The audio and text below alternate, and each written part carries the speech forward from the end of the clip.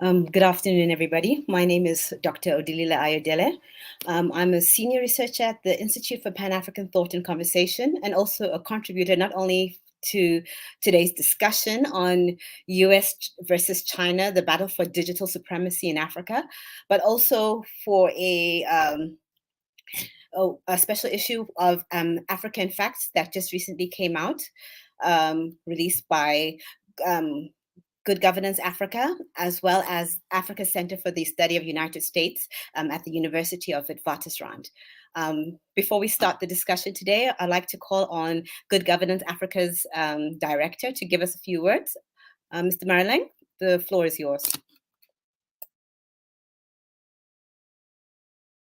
Ayodele, I really appreciate the opportunity to make a few introductory remarks as we really enter what is poised to be a very interesting debate around China versus the United States, looking at the battle for digital supremacy in Africa. So before I begin, let me just wish everyone a very good afternoon and really, again, welcome you to this discussion, which is held, as was mentioned by Dr. Ayodele, in conjunction with the African Center for the Study of the United States, based at the University of the Witwatersrand, and with our partners, the Mail and Guardian. Further, as part of this introduction, let me say a word or two about who and what Good Governance Africa is. Well, Good Governance Africa, known as GGA, is an applied policy research think tank based here in Johannesburg, South Africa, with regional offices in Nigeria, Ghana, and Ethiopia. At Good Governance Africa, we are very much focused on all issues related to governance across the continent. And as such, we have a very simple understanding of what governance means. In our understanding, governance refers to who gets what, when. It is really about the authoritative allocation of resources. And this is particularly important when we focus on this afternoon's engagement, because it's exactly about the allocative process of these resources, even though they may be in the digital space, even though they may relate to ICT, and how Africa relates to these powers in the ICT realm. So as the United States and China are locked in a heated battle for control of the internet on the African ICT scene, Africa reaps benefits from the investments from both countries. So this is quite apparent. However, ICT has undeniably also revolutionized the way the continent works, learns, communicates, and engages. But the question that I have in my mind, and I think that the question that many of you who are joining us on this webinar have is there really a need for Africa to choose between these two contending powers in this space? The objective was similar to the latest edition of Good Governance Africa's quarterly journal, Africa in Fact, which was titled China versus the United States, the battle for digital supremacy in Africa. And the need here was to contribute to knowledge and information about how Africa views these ideologically competing approaches of the United States, China in the digital tech sector. And certainly, as such, this objective, and I must commend the various contributors and authors to this edition of Africa in Fact, in that they really began a real conversation about how we should contextualize this ideological debate that happens and competition that occurs between these two powers. However, before I go into this, let me also provide a bit of context about this issue of Africa in Fact. It is indeed the third collaboration we've done with the African Center for the Study of the United States, which is, as I mentioned earlier on, based at Wits University in Johannesburg, led very ably by its deputy director, Dr. Bob Wekeza. So the issue, in the words of my friend and brother, Dr. Wekeza, in his editorial, really sums it up very nicely. He says, part of the broader initiative aimed at shedding light on the competition between the United States and China in the African digital sphere, while providing African responses to such competition. He says, in his words, the initiative responds to China's rise in the global sphere, its implications for the United States, which has remained the sole superpower for nearly 3 decades, and significantly what it means for Africa. In our view at GGA, we appreciate the fact that the authors in various ways look at the implications for Africa of China's energetic, what we call digital diplomacy in Africa in recent years as part of China's Belt and Road Initiative, which includes the so-called New Digital Silk Road. This includes the threat that Chinese technology investment in Africa might undermine human rights and democratic processes on the continent. This is one view that is expressed very well by the various authors who contend also that growing Chinese and US techno-nationalism puts Africa's attempts to close the digital divide somewhat at risk. I think it's also important to point out that some of the authors do make the case that former United States President Donald Trump's trade war with China has evolved into a technological battle for African hearts and minds, which poses a threat to the continent's efforts to digitize, potentially leading to a situation where countries will be forced to choose one global power over the other. They cite Trump's ban on Huawei's 5G technology and the ban on selling semiconductor chips and US pressure on allies to do the same as one example of how this competition between the two puts African countries that have embraced Chinese technological investment on the spot. But I think it's important also to say that, having said this about China's engagement, I believe that the reading of this edition of Africa, in fact, will reveal that far from taking sides with China, our contributors, the authors of this edition of Africa, in fact, are extremely alive to the dangers posed by a wholehearted embrace of Chinese digital technology. They also point out, however, that the Chinese government and some of its proxy companies have not unreasonably wasted time in filling a gap left by America's apparent lack of interest in investing in this sector on the continent. This is not to say, in our view at GGA, that US private enterprise in the form of the various tech governments, giants and others do not have a presence in Africa, especially when it comes to social media. So ladies and gentlemen, without further ado, as I hand over to our moderator, Dr. Ayodele, I hope you'll enjoy the discussion. I also hope that you'll read the various articles in Africa, in fact, which very nicely surmise some of the key points that will form the basis of our discussion today. So with that, I hand over to our moderator. Thank you for joining us for this webinar. Thank you very much, Mr. Marling, for setting the tone so strongly. And I actually like how GGA describes governance as who gets what, when, and how. The reality for a lot of us international relations and politics scholars is that we notice that global governance is being reshaped.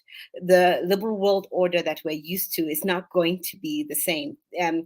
Very quickly, things are changing. So the question that this discussion covers, and also what the Africa, in fact, issue covered, was just a small part of how this, all the different things that are changing and reshaping the world, and how things are going to move. Dr. Emeka Umeje is going to take the floor to share his own reflections. Thank you. Good afternoon, everybody. It's my pleasure to be here. My work was focused on how the technological decoupling between the US and China could influence internet development in Africa. A particular issue that I try to argue about is that whether we like it or not, in the long run, in the short term, African countries have been adopting Chinese technology because it's cheaper, because it's more accessible. So in the short to medium term, well, that helps. But it seems that political actors and policy actors and even economic actors in Africa are not taking into cognizance what may be the long-term effect of dominantly Chinese technology in Africa. So why I'm not saying, Chinese technology is bad or is good, but I'm just saying that there's always a consequence for every action. So if in the long run we have dominantly Chinese technology in Africa, it means that when there's, for instance, there's a total decoupling between, the US technology and Chinese technology, that means that automatically most African countries will go to the side of China. That means that so many things will happen, so many things, it will also result in so many issues of freedom of information, democracy, human rights, and all that. But then the critical question is that, so what should Africa do? Should Africa now say, okay, because Chinese technology is cheap or Chinese technology is accessible, what is the alternative? The alternative is that, well, is to develop, the alternative is develop an African-wide document. We can call it instrument, we can call it policy, like we have in Europe, we have the GDPR, we have the recent DSA. I think Africa should develop African countries should develop an African-wide law or instruments that will help the continent to engage with every external actor, whether it is the US, whether it is China, whoever it is. African countries should have a clear-cut policy, a clear-cut, laws, regulatory framework in place that applies to everybody. But if that is not done, it means that individual African countries will have to engage with, external actors. For instance, in Nigeria, we recently have what we call Code of Practice, Code of Digital Practice, which is not applicable. If you go to Kenya, you have a different thing. You go to Ghana, it's different. So in the long run, you have haphazard arrangement, and it means that the continent cannot wholeheartedly engage with any external actor. So there will be division in terms of engagement with external actors. So in the long run, it means that African countries may have varied forms of internet models if care is not taken. So, but if there is a clear-cut African-wide regulatory framework, it will be easier for this. Okay, this is what we have in South Africa, for instance. This is what we think it should be in Nigeria because these frameworks are almost the same. But that is not, I don't think that is happening now. I think one of the issues here is that because political actors want to show the people that they are working, that are delivering the dividends of democracy, say, well, who is going to deliver? Oh, Chinese technology is there. They just bring it in and, they deliver, so to speak. Nobody thinks about the long-term effect. It's a long game. What is going to be the long-term effect? If we have dominantly Chinese technology, how is the internet going to be in Africa? Would we have a version of Chinese internet in Africa? Or, okay, let's assume that internet in Africa splinters into Chinese and the US version. What happens? Where does Nigeria stand? Where does the US stand? Where does Ghana go? Where do we have, what of quasi-democracies in Africa? They will go to China definitely. So it's going to be a big challenge. And I think that as a continent, we should begin to start from now to evolve, an acceptable regional regulatory framework, stroke instrument to be able to engage with any external actor. And this is my submission. Thank you. Thank you very much, Dr. Umeje. I wanted to also mention that Dr. Umeje is from University of Ghana, And I think you've touched on some very crucial points, among them the unevenness of regulatory frameworks and policy frameworks. And as you're talking, I was reminded of the notion of regional integration in Africa, which seems to be not happening in the digital sphere as it is in the economic and political spheres. And thanks, I think we shall entertain a couple of questions at the end of the presentation. But for now, I'd like to invite Dr. Toby Oshodi, one of our contributors. He is a lecturer in the Department of Political Science, Lagos State University. He has also been a former fellow of the Social Science Research Council and a couple of other institutions around the world, including the University of Edinburgh. Dr. Oshodi, most welcome, and let's listen to your thoughts on the topic. Thank you. Thank you so much, Bob. And, I'm really grateful for, placing Emeka before me, because he actually lays, a solid foundation for my talk. My contribution to the volume, the African in fact volume, is actually to look at the African university. Dr. Emeka talked about having that African plan. But how possible is it to have the African plan without that African intellectual, powerhouse to make contribution to that plan? So mainly I looked at how universities in Africa, or if you like, in singular, the African university is actually responding to the China-US digital competition. And, for this talk, I'll just divide my, presentation into maybe 4 parts. An introduction, an attempt to contextualize what I've made by, the African university and China-US digital competition. And also to talk about, the third part, to talk about the linkage, the manifestation and the responses of the African university to that digital competition. And of course, in lieu of the conclusion, I'll be looking at what the challenges are, as well as the future of the African university within the context of that competition. The very idea of this, my contribution, is located within, the emerging understanding that China is becoming a big player in African universities, across many African universities. Before now, it actually used to be China being involved in the Confucius Institutes, language, cultural diplomacy at that level. But today, as we speak, not only is China building a beautiful library at the University of Dar es Salaam's university.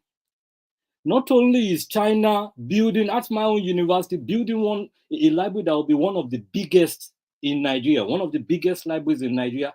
That is aside the fact that the main gate, the main entrance of my university, the gate is actually built by China. The Senate building built by China, a beautiful Faculty of Management Sciences built by China.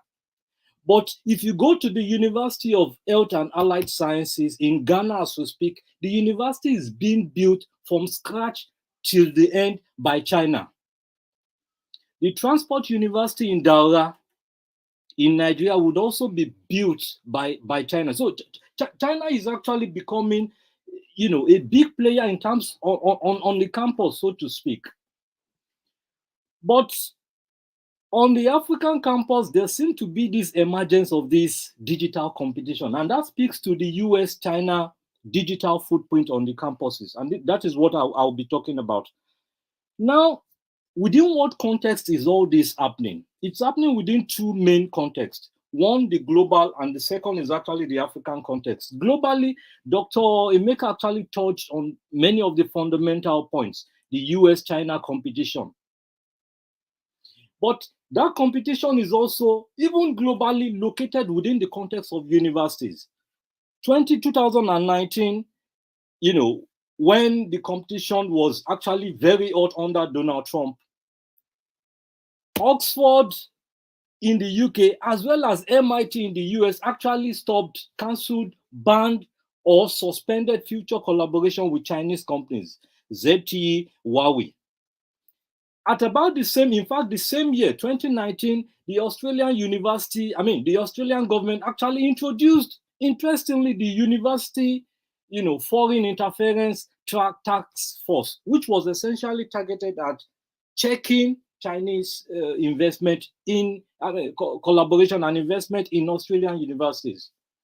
And it is within this context, in the US, as at the time Donald Trump was actually, was appointed, he was elected as president, there were about 103 Confucius Institute in the country.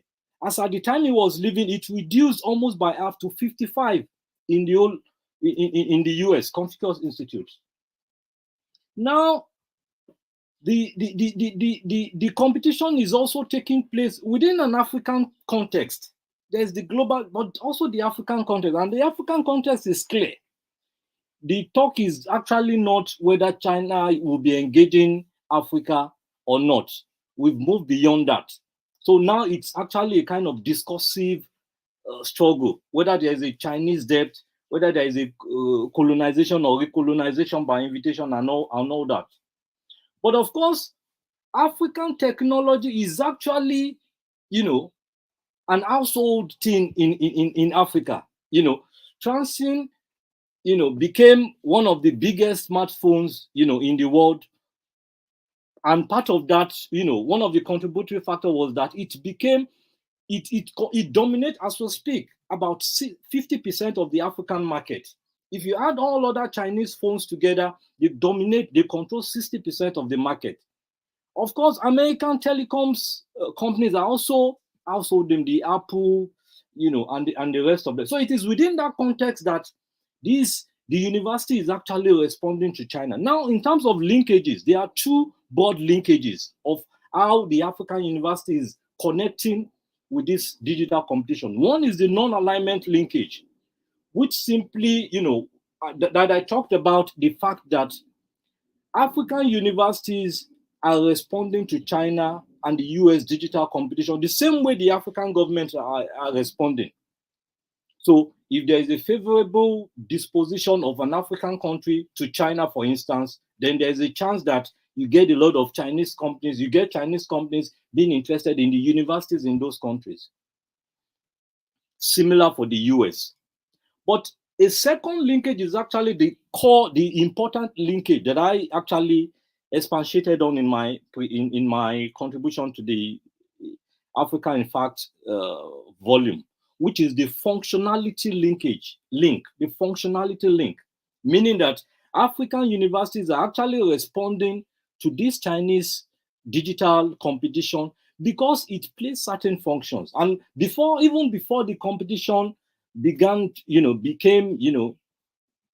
emerge, African universities already have various disciplines that speaks to this digital technology. There are several. Virtually all universities have a computer science department. Today, as we speak, UCT is actually talking about MPhil in fintech. So universities within the continent are actually having courses that relate to digital technology, ICT, and the rest of it.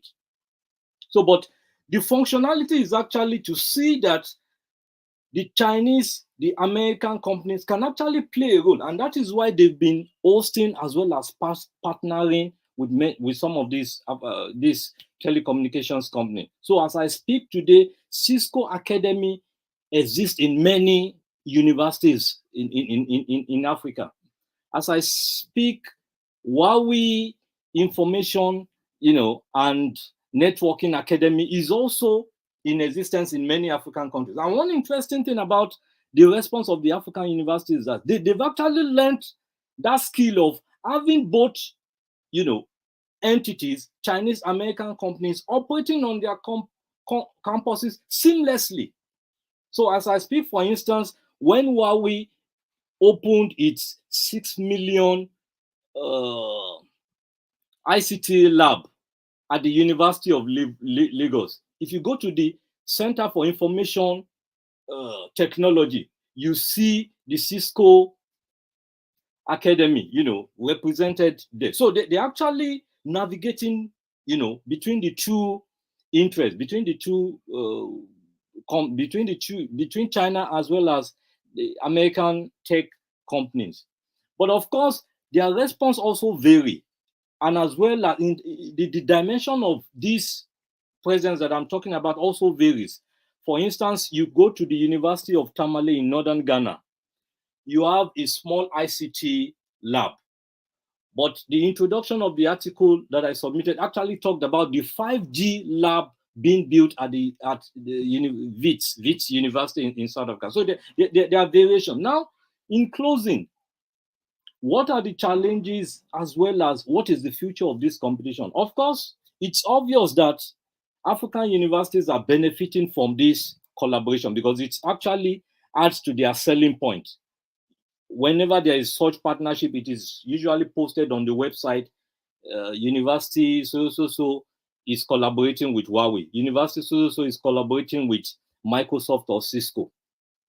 But of course, it also reinforces certain historical realities, which I think Dr. Emeka also talked about, which is the historical dependence of Africa on, external economic power, which is repeating itself, and also linked to the point that he talked about. If there is a splinter net, for instance, if there is a division between the American and the Chinese technology, digital technology, what happens to the African university? So the idea that the universities are actually partnering with Chinese and American companies does not actually speak to the idea of what is the local content. Is there a local technology that is evolving from this partnership? Then, of course, the point about when there is a distortion in the relationship between China or US and the host company, what happens to such partnership? When there is an American sanction, for instance, what happens?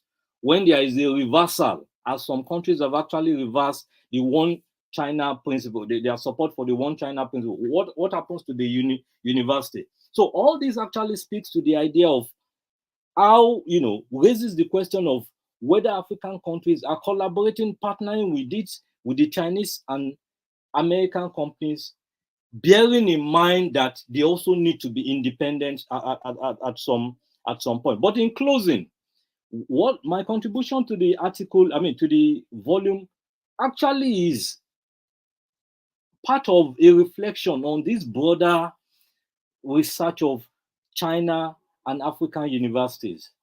But of course, it is, and that was also the conclusion that I made, that the research on how African universities are actually engaging China, whether it is in terms of the soft or hard infrastructure,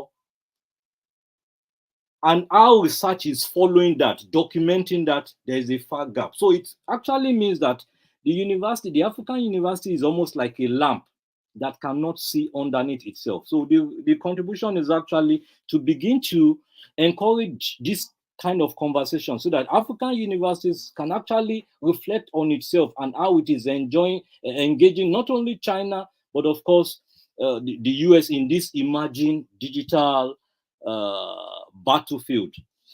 Thank you. Dr. Bob, you can take it up from here. Thank you very much, Dr. Oshodi. And I think that's a very fascinating angle, perspective on US and Chinese digital competition in Africa.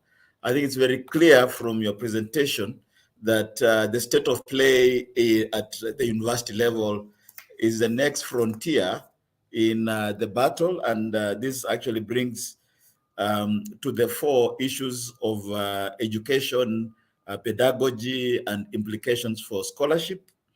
I think you rightly point out that now computer science might be taught with Chinese characteristics in quotes or American characteristics. I think you do mention the involvement of American companies such as Cisco, as well as Huawei in a number of African universities. At a time when we're actually talking of decolonization in the African academy, I think this is interesting because it brings on board the whole question of the decolonization of IT and engineering courses at universities in Africa, or the choice they have to make on how do they teach, how do they research, how do they undertake relations with either the Chinese or the Americans. And I think for participants on this call, Dr. Shodi, as well as other colleagues, are working very hard towards full-fledged papers that will be published by the African Governance Papers, which is also an imprint of Good Governance Africa. So we'll see these ideas fleshed out into more broader papers, full-blown papers. And I think, again, to mention that there will be an opportunity for participants to engage with the authors, with the presenters today at a later stage in this virtual meeting.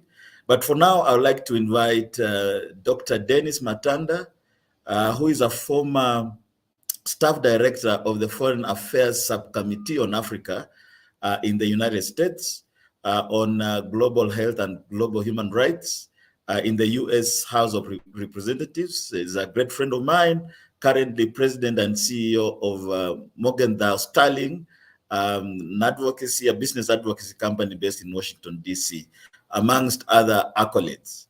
I think he's going to talk to us about ICTs and hegemony. The floor is yours. The virtual floor, I should say, is yours, Dr. Matanda. This is such a great opportunity, Dr. Wekesa. And I just wanted to say that one of the big challenges of speaking about things outside the academic space is that we have to put in some business considerations. We have to remember that we're going to have American clients and Chinese clients and clients from Africa. But I really think that if we are to take this conversation forward, we need to be as honest as we possibly can. So if I'm going to answer the question, how does the tenacious contention for global hegemony between the United States and China impact Africa's social fabric? And I'm looking forward to writing this comprehensive paper. I want to start from this perspective. I want to read a quote in a January 1838 speech in Springfield, Illinois. Abraham Lincoln, many years before he became the 16th president of the United States, said, "At what point then is the approach to be danger to be expected? I answer, if it ever reaches, it must spring up from amongst us. It cannot come from abroad. If destruction is to be our lot, we must ourselves be its author and finisher. As a nation of free men, we must live through all time or die by suicide." Why do I bring up this discussion in the middle of a discussion between Africa and the United States? To me, it is an opportunity to talk about threats to US national security and to ask the subliminal question: does China actually present an existential threat to the United States? What's interesting is that my colleagues, Dr. Mboya, Dr. Emeka, Dr. Oshodi, Dr. Ayodele, and of course, Dr. Wekesa, each of these people, each of these colleagues speak profoundly about things from an African context. I would also like to take it away from the governance context. Who gets what? Who gets what do they get, when, and how? These are going to be the aspects within my discussion. So let's come at it from this perspective. The expression tenacious contention, it suggests that the United States and Africa, the United States and China are at some sort of impasse in a battle for the position of global hegemon. But what if hegemony is less about a deliberate contentious action and more like that gravitational pull that occurs when a large, more powerful nation exerts its influence on smaller ones? In this case, China has done an amazing job. its laudable economic and digital enhancing efforts in Africa, they actually speak to the Middle Kingdom's inevitable supremacy in global politics, economics, military affairs, and specifically in the race for digital dominance.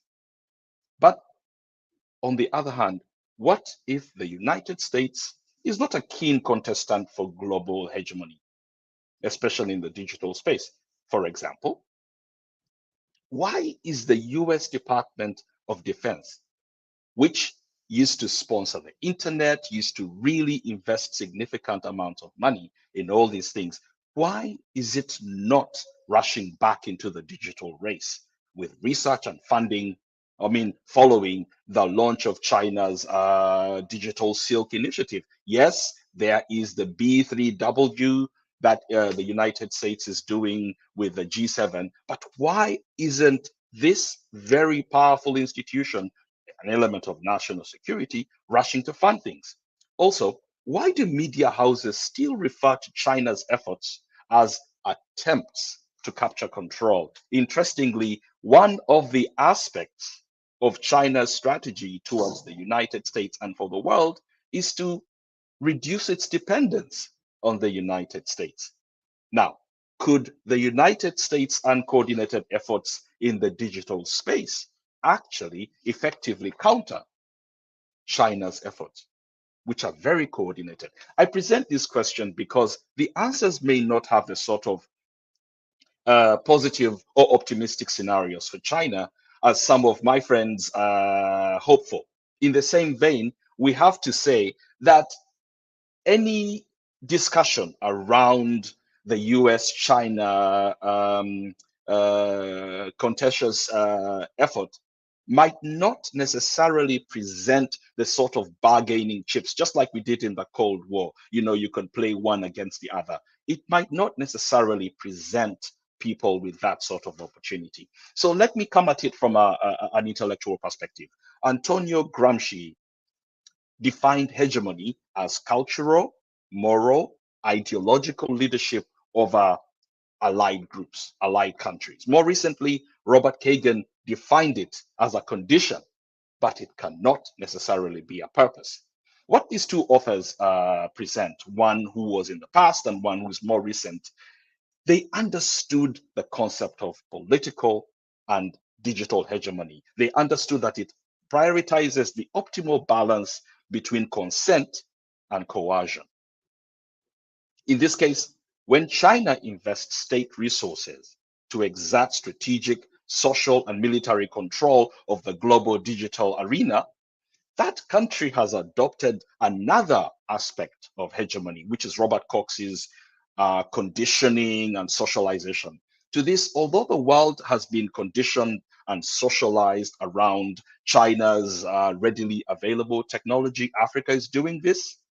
It is unfortunately used by African autocrats to tighten the nooses around social and digital media freedoms. And my colleagues talk about this. If you actually look at my colleague, I think it was, Toby, who was speaking before me, talks about these aspects. Now, they make various points because how do we embrace, as we users in Africa, how do we embrace the unfettered market-driven internet access? Granted, again, this part of my introduction and this part of my discussion, it glosses over the significant political, economic, and military strides China has made since 1978. More importantly, we seem to gloss over the fact that China has been doing business with Africa even as far out as 1955. I mean, after the Indonesia conference, by impressively leveraging foreign direct investment. The first investment was from Singapore in 1978, and total factor productivity. China has redefined what it means to be a developing country. It can conduct cyber warfare just as efficiently as it can build seaworthy military vessels. The world's manufacturer, which is China, is now a major player in designing next generation of digital products and services. It shall surpass the United States as the world's largest economy in 2030. The challenge to that, and this is where we have to take everything with a pinch of salt. Right now, China is no longer the world's most populous nation. That has been taken by India. That doesn't take away the fact that if we are discussing hegemony in the traditional sense, we must ask, does China dominate the Far East in the uncontested fashion a regional hegemony is supposed to? The United States dominates its neighbors. It doesn't matter what neighbor it is, Brazil. Oh, let's talk about China. I mean Canada. Let's talk about Mexico. The United States is the dominant hegemon. Unfortunately for China, this is not the case. Now, in the digital space, whereas Southeast Asia is well served by China's inexpensive digital wireless and broadband solutions, Amazon, Apple, Cisco, Microsoft have an even more enormous footprint than China's Tencent, Alibaba, WeChat Pay. Now, as Jake Sullivan, he's now President Biden's national security advisor, suggested, China is still surrounded by American military bases, allies, and security partners like Vietnam, Taiwan, Japan. In my opinion, and I think that is also the opinion of my friends at the Atlantic Council, that is the power of America's hegemony. Alliances, alliances, alliances.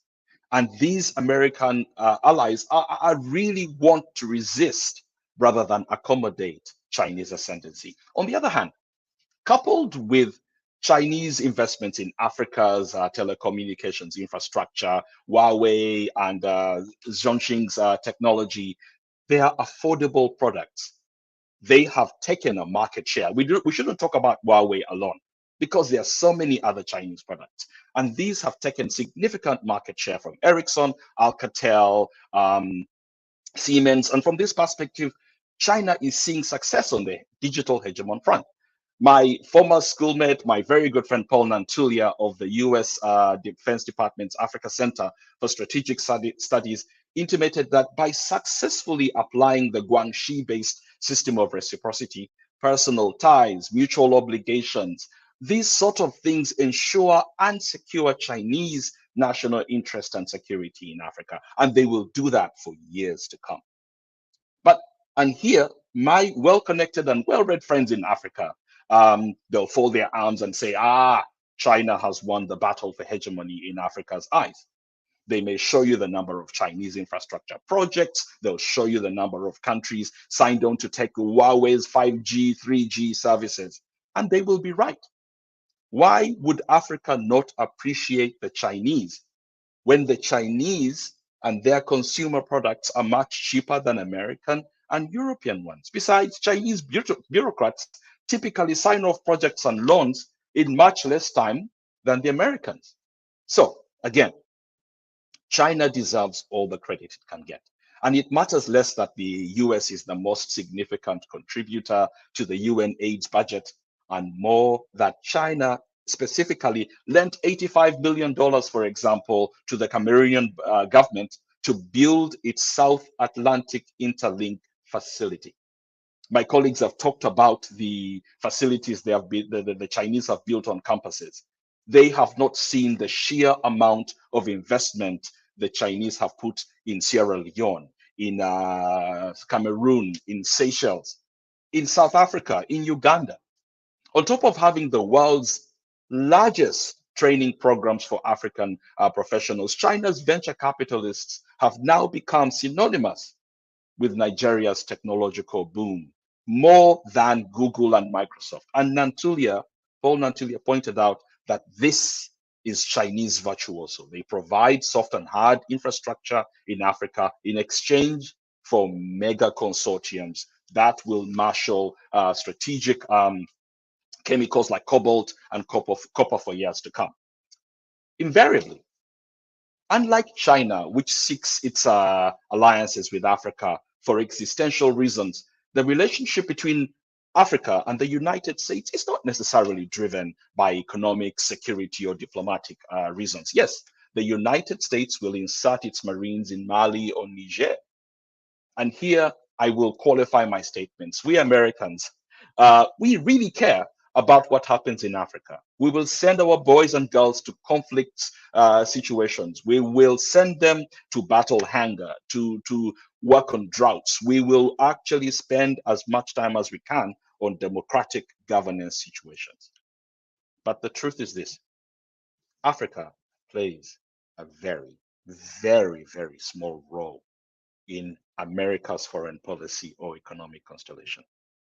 The reason for this is simply that there are not enough interest parties, there are not enough people, and the African countries are not playing a significant role in the United States. One of the people who has really understood this is the African Development Bank president, Adesina, in a very, very good speech last year to the African ambassadors. He basically said, we have to internationalize. And here he was talking about the African countries, the opportunity to change the dynamic between American investment and Africa is you have to be there to make the case.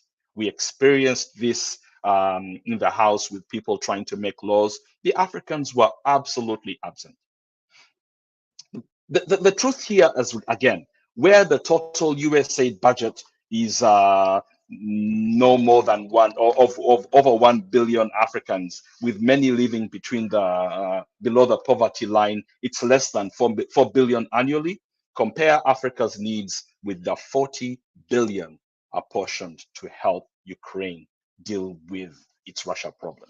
Furthermore, the US Commerce Department's Bureau of Economic Analysis will reveal that between 2000 and 2020, the cumulative amount of US direct investment to all 55 member states of the African Union was less than 0.8%. Or let's talk about 1% of the approximate $6.1 to $6.15 trillion invested around the world.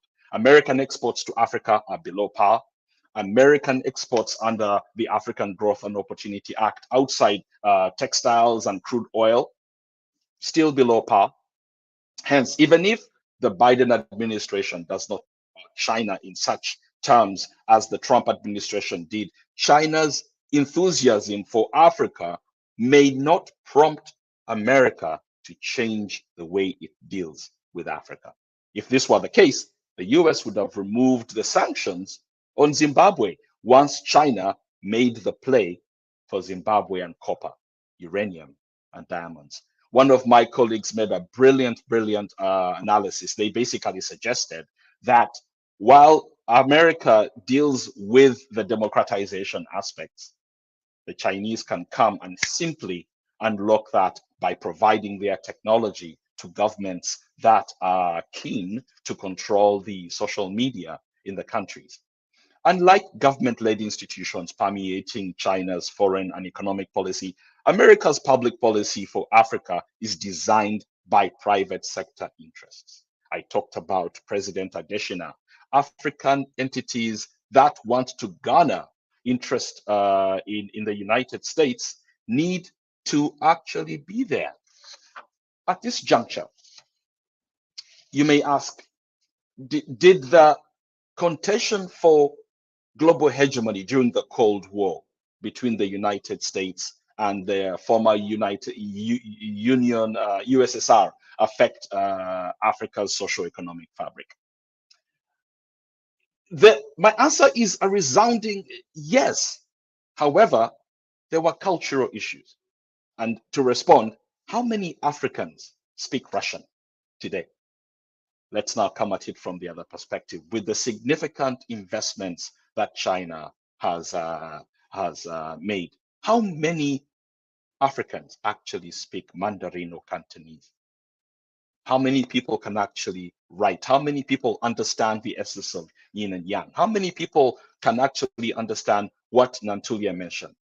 As I close, the reality is that more Africans share a language and cultural heritage than they do with the Chinese and the Russians before them. We watch Hollywood movies. Nollywood, Yuga wood, Ghanaian wood, they are all based on the Hollywood structure.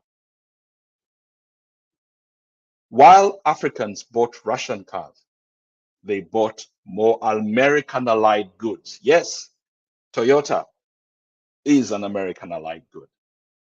Today, we know the Chinese influencers are not as attractive as Netflix, as Facebook, Twitter, and Instagram. Interestingly, TikTok is the world's most downloaded app.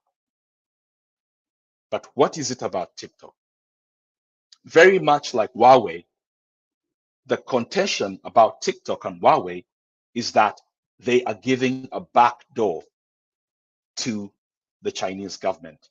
The difference between TikTok and Huawei is that TikTok has really come out there and defended its backdoor policy.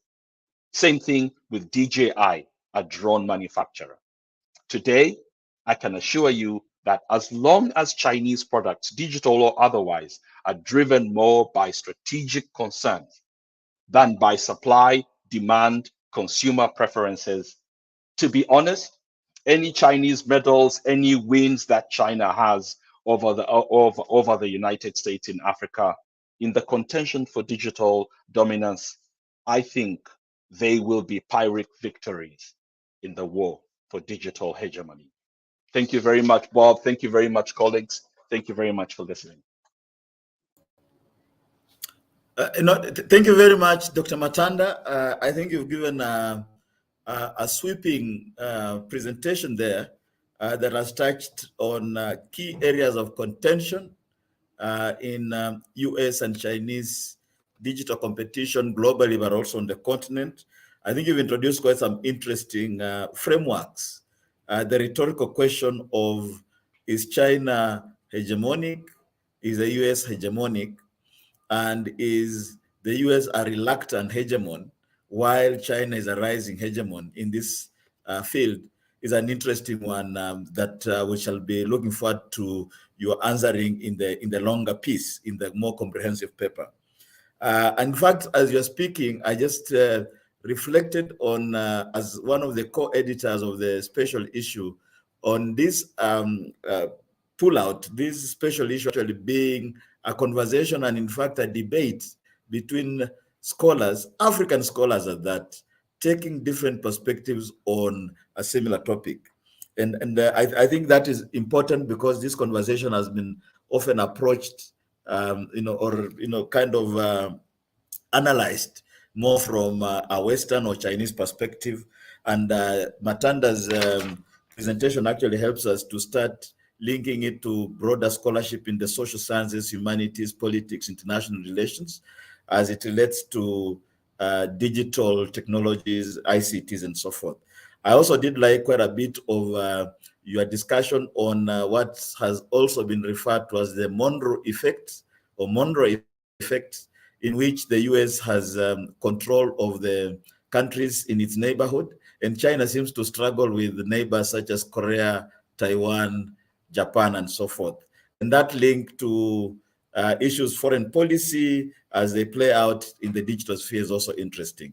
And I think we shall look forward to reading your longer piece. We invite participants to post their questions in the chat, in the private chat. I've seen a couple of questions come through, and we'll have an opportunity to have the speakers respond to them, and we can have a conversation at that point in time.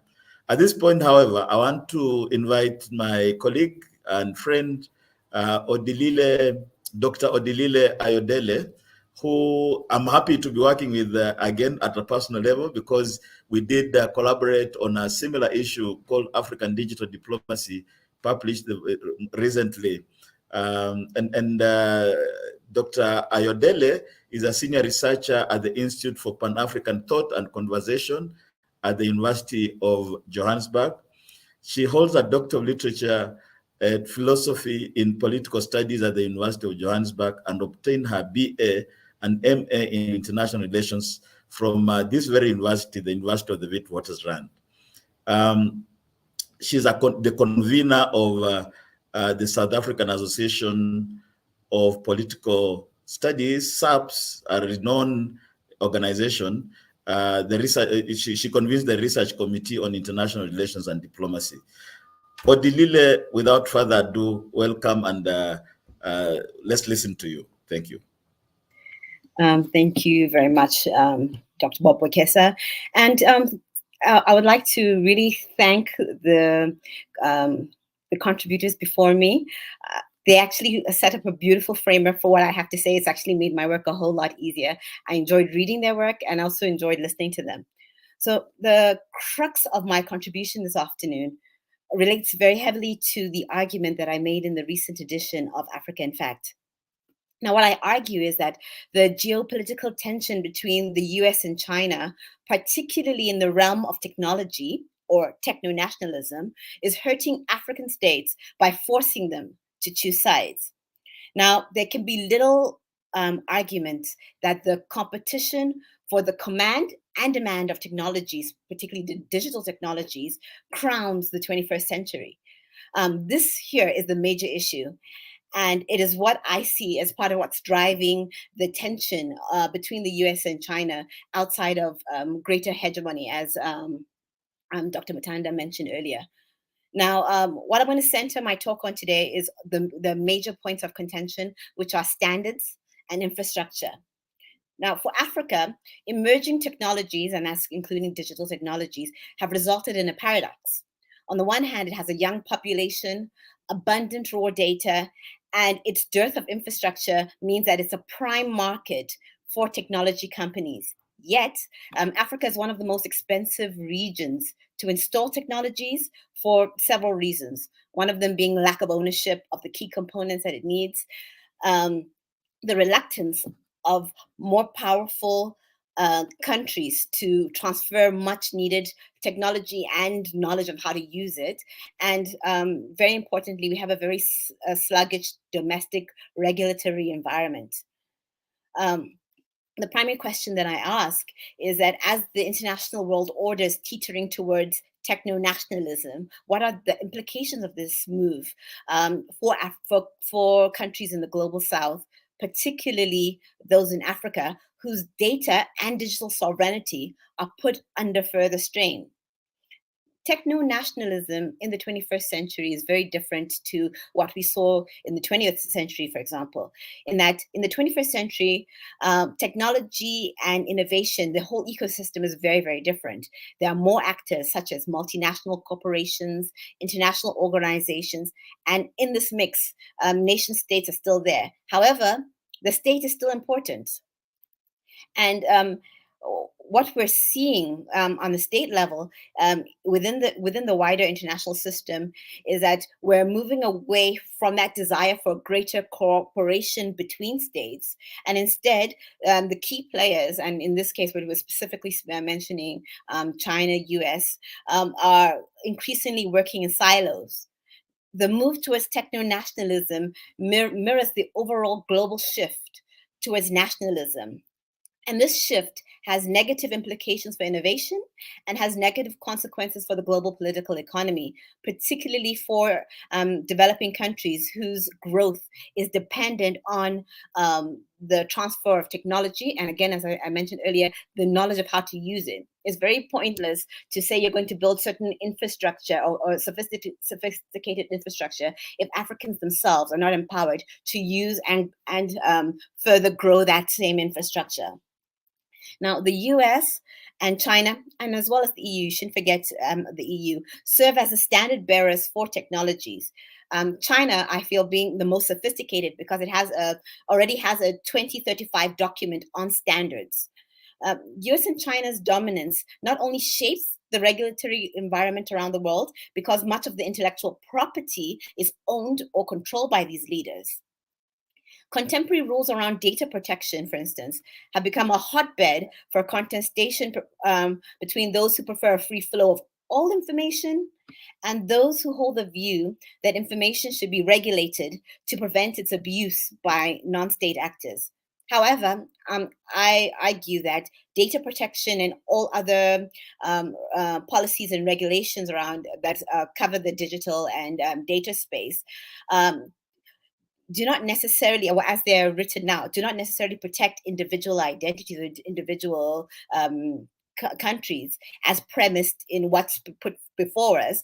But instead, what's happening is that it's creating a prison around the transfer of knowledge and technologies. Moreover, It strengthens the positions of the standard bearers, US and China. As they lean towards nationalism individually, the gap between the information poor and information rich increases as the ability to transfer information becomes more convoluted. At its core, technologies, or the rejection thereof, have been part of the narrative of a nation, the expression of its power, and a symbol of its ideologies. The heart of techno-nationalism is rooted in imaginaries and interpretation of national values and visions for the future. Part of this vision is coupled with advances in technological artifacts and systems.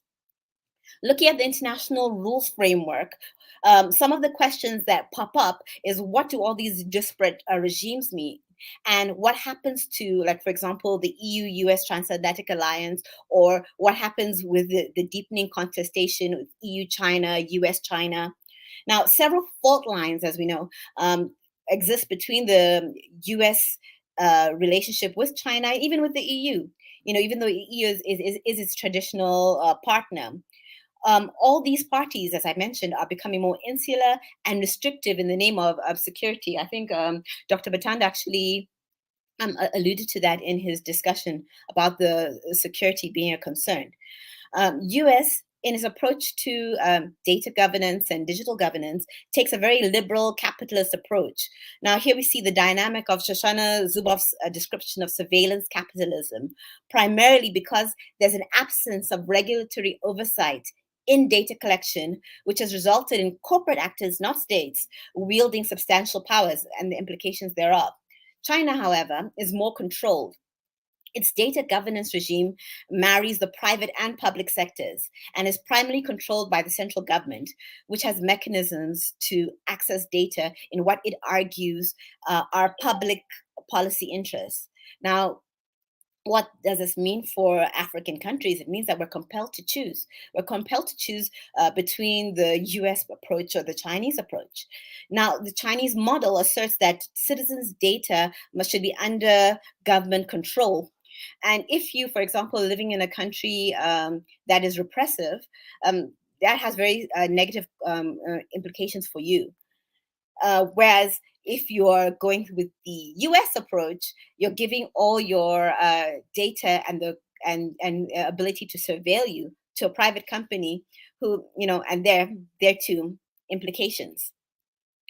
I feel that the major challenge between all these different regimes is that it'll be a barrier to trade in data and cloud services, and it'll also restrict the information flow and limit growth and scientific collaboration in a way that is fair for African states. In real terms, what we've seen is China has banned foreign tech firms operating in the country. And on the EU side, which we can't forget because it affects us particularly here in South Africa, is the EU General Data Protection Regulation, which imposes such restrictions that companies have no choice, right? But to establish physical and legal presence in the EU and adapt their own domestic legal framework around the EU GDPR. In the last few years, we've also seen semiconductors as a site of Washington and Beijing's techno-nationalist Cold War. It has affected key supply chains around the world, including here on the African continent, and affected technology transfers, which, as I've keep mentioning, we desperately need on this side of the world. And as we think about the China-Africa relationship, many commentators have been zoning in on China's loan agreements. However, what we keep forgetting is that the Chinese government has stepped in to provide much needed extra regional investment in Africa's digital infrastructure, which incidentally falls within China's Belt and Road Initiative, including the Digital Silk Road. As we stand, the Belt and Road Initiative is the largest infrastructure investment program in history. China's involvement in Africa, as we can see, directly competes with U.S. global interests and their divergent approaches to the economy. And and as much as we're saying, as much as the US tries to talk down the BRI, ironically, in the last few months, we've seen them come out with their own version of the Belt and Road Initiative, and we've seen that also in their discussions around the Strategic Competitions Act and their nearly 2,900-page US Innovation and Competition Act, which is all directly created in countering China. Whether those come into law, we shall see. But the sense that I'm getting is that we're going to see that come into law very soon. And the fact is, the US has lost solid time in building true partnerships on the African continent, with trade coming in at a low of just about $64 billion in the last year. In 2018, that was the trade between US Africa was $140 billion, or just over that. And I think they also make the mistake of ignoring the fact that Belt and Road has provided much needed infrastructure, from highways to roads. In fact, Dr. Matanda covered that in his presentation before. The Chinese are the primary funders of Africa's digital infrastructure backbone. 50% of Africa's 3G systems are built by Huawei and ZTE. Huawei has also built 70% of 4G networks on the continent. Africa's data center capacity is minuscule, and most of its data actually travels through European data centers. And what Huawei did, which other powers have not done, is they responded by including data centers in their offering to the African continent. Now, in 2021, the Senegalese government became one of the first African countries to take up this offer and build its own data center to handle local data. And I think it's very important that I quote this. Now, in its white paper, China and Africa in the New Era, a partnership of equals, released 2 days before the 2021 FOCAC meeting, the Chinese State Council underscored efforts to help Africa close the digital divide, including the building of digital infrastructure such as submarine cable projects, which connect Africa to Europe, Asia, and America, optical fiber, and the establishment of a public cloud service that covers the continent. Now, there cannot be an expectation for the global South, or African countries in particular, to choose any one direction. The fact is, we need infrastructure and we need knowledge transfers. No country should actually be put in a position that they ask us to choose if they don't offer a viable alternative. And partnerships cannot be patronizing. I feel the solution ultimately is to create a comprehensive multilateral approach to emerging technologies that includes the voices of those who are the most marginalized in the global South. Now, owing to time, and also because a lot of my colleagues have already covered a lot of the things I wanted to say, I'll leave it here for now, and I look forward to engaging later on. Thank you very much, Dr. Ayodele, for those very well presented, ideas, comments, perspectives. I think your entry via the notion, the framework of techno-nationalism was quite apt. I think we've come to associate technologies with techno-nationalism, just that like we had nationalism of the past. And I think it's turning out to be an area that needs a lot of focus, because techno-nationalism is slightly different from the nationalisms of the past. Because it's, in a sense, quite slippery, because it happens in cyberspace. It is a digital phenomenon. And I think you are weighing in on that is great. I think you are pointing out that the 21st century nationalism also has many actors, with many digital companies, many regulatory bodies, many telecommunications companies, and so forth. Actually just serves to indicate why we need more research in this domain, if nothing else, to understand the many players, big, small, medium, and so forth. I think you are pointing out of the differences in the governance approaches to the internet and ICTs more broadly between the US and China continues to be an issue that as researchers will keep looking at. On the one hand, a Chinese approach that is very conservative, that is focused on protecting government interests, or that can be said to be conservative, in fact. And on the other hand, a so-called liberal approach from the West, the US more particularly, but also critiqued for issues such as surveillance, snooping, and other practices that have been reported in the recent past. I think the one point that links Dr. Ayodele's presentation to nearly all the contributions in nearly all the 16 pieces or articles or essays in this special issue is there's almost an agreement that China has done far better than the US in building African infrastructure. I think there's a clear pointing out of Chinese companies having built the 3G technologies, now the 4G technologies, and going into the fast-paced 5G technologies. And the fact, I think, that Dr. Ayodele points out of China actually now moving on to develop, to construct data centers on the continent so that the continent does not rely on data centers based in Europe or the US. I think it's food for thought for US policymakers and businesses, because I don't think they've gone into that domain of building data centers on the African continent. And as we know, it's been said that data is the new oil for new economies. I think you ended up, you closed your remarks with a comment, discussion around multilateralism. I wonder how that will work, but I suppose that will be subject to the question and answer session. But for now, I think we'll now move to the next speaker, who is Cliff Mboya. Cliff Mboya is an Africa-China analyst and international relations practitioner who earned his PhD from Fudan University in China.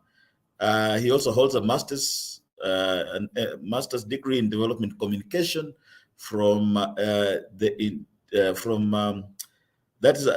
a BA from the University of Nairobi.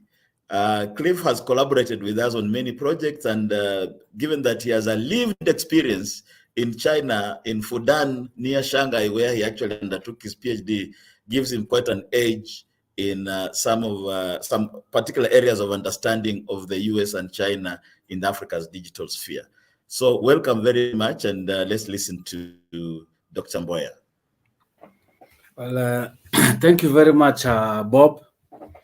I'm very excited to be here and to be able to share some of my perspectives on the digital competition, digital supremacy, because this is a project that we've been working on for quite some time, and it's part of a bigger project that I am working on under the political economy of the Huawei ban in Kenya. And it's quite interesting getting from previous speakers, looking at it from a global context in terms of hegemonic competition and how small countries or small powers react to that kind of hegemonic tensions that come with the global power competition.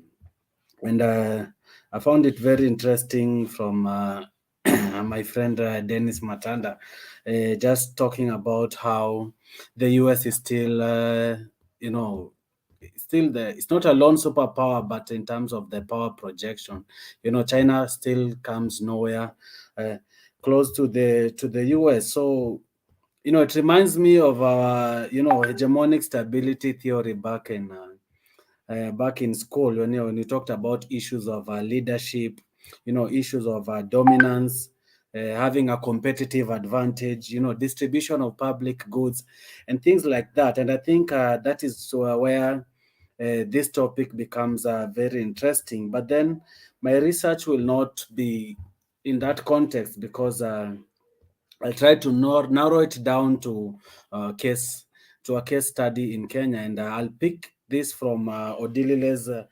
presentation, and just try and provide an evidenced approach, because personally I believe, as much as the US is still a very powerful country, I think it is a declining power, and China is catching up, even though the gap is still very huge. But in the African context, I think we are best placed to, to look at these opportunities from, whatever suits us best. So it doesn't mean we have to pick a side, but then we need to formulate policies that are self-reflective and where we get the most advantage from. So looking at the battle for political digital diplomacy in Africa, it just didn't happen. And I'll just give a bit of a background, because if you look at the US and China, actually the tech wars began during Donald Trump's administration, and some of these differences came about due to ideological differences, geopolitical competition, strategic competition, and political values to some extent, which obviously have an impact on how they engage with countries in Africa. So, why Huawei? So Huawei has emerged as a global leader in 5G technology across the world, not just in Africa. And I think this rang alarm bells in the US, because of the kind of competition that is coming up. And we know that the US has been a global leader in technology for decades. So China's quick rise has gotten US policymakers concerned, and it's something that started as a trade wars, but it's accumulated into tech wars that are very critical for Africa as a continent. So just briefly, like back in the year 2008, the American telecommunications company AT&T was pressured by American lawmakers to rescind on a deal they had done with Huawei to distribute Huawei smartphones in the US. And at that time, some of these issues are not come up, things to do with national security and everything, because it was quite new, and there were just concerns were raised. And at that time, it escalated slowly, with the government agencies being banned from buying equipment from Huawei. So it seemed like an extension of the trade wars between the US and Huawei. But then later on in 2019, Huawei was added to Washington's entity list, which meant that it was actually banned from engaging in business with the US companies without the state's approval. And you see an escalation of the trade wars happening gradually. And with that, then came this accusation that they're involved in activities contrary to the US national security and foreign policy interests of the United States. And I think this is very key for my presentation and the topics that we want to address this. And ever since, we'll see that the US has not the US, but actually Huawei has become a poster child or a focal point of China-US tech wars, and also supremacy battles. But then back to my topic, So the current US president took over from where Donald Trump left, and he actually signed an executive order declaring a national emergency, blocking American companies from doing business with, they say foreign companies, but we know that the target was actually Chinese companies, particularly Huawei. So a number of companies were targeted. We had Huawei, we had ZTE, we had Dahua, we had Hytera Communications, and things like that. But then it became more of a Huawei issue, because those other companies didn't get the kind of attention that Huawei, and they are not as big as Huawei. So I think when you look at Huawei, it captures best the competition between the US and China in the technological, or in the in the digital space. So my work basically focuses on the political economy of the Huawei ban, because I think all this happened under the banner of the Huawei ban, because very rarely will you find people talking about maybe the ban on ZTE, Hikvision, because the focus was mostly on Huawei, and I think it is the most important and most prominent company in that case. And for me, my key argument is that the ban bears a huge economic and political cost on Huawei's partners in Africa and in Kenya, making it almost impossible to heed US calls to sideline Huawei. And I'll give reasons for that. So this will probably give a practical or evidence-based application just to show how much Huawei has invested here and how much it has taken root in the continent, making it very difficult to sideline it. You know, so the US claims that Huawei is a threat to its national security. You know, it claims that Huawei has links with the Chinese Communist, the Chinese Communist Party, and the Chinese military. And then, you know, if you look at this from an African perspective, you know, then the question is, so what? You know, from an African context, so what does it mean for us? You know, the US says Huawei could potentially, you know, there's no clear evidence, but they say they could potentially use its devices to spy on the US and its allies. So if you look at all these claims, it leans more towards US interest and what the US needs. But then, as African policy makers or as Africans, you know, so what, you know, it seems to be all about the US, but then what about African interest? What issues should we be looking at, you know? So my question is, are these concerns shared by the rest of us, you know, Kenya, Uganda, Nigeria, Ghana? Do we share these security concerns, and are they valid, you know? So you see, gradually the US embarking on a campaign to dissuade African countries from engaging with Huawei. You know, they have warned African countries against working with Huawei, using Huawei equipment. You know, recently, US officials have spoken about espionage and sovereignty issues, data concerns. And it seems to me that African policymakers and Huawei partners are not buying this narrative in its entirety, you know. And I'm not saying that these concerns are not valid or just dismissing them, but I think for us, still it doesn't, you know, it doesn't sink that well in the African context. We are not buying that narrative just the way it is being presented to us.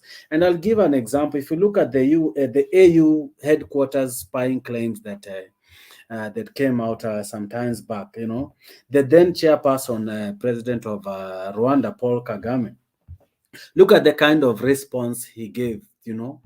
It's not at the same level or the kind of response you'll expect coming from, you know, maybe an American diplomat or official, or from even a Western diplomat. It shows that we are not on the same level. You know, the concerns level are not the same. And he actually said that his response was that, I don't think spying is the specialty of the Chinese, you know. So, you know, it downplays the whole security concerns or the whole security issue. It seems overemphasized or exaggerated to some extent, you know. And he actually went on and said that, I don't think there's anything we are doing here that we would not like people to know, you know.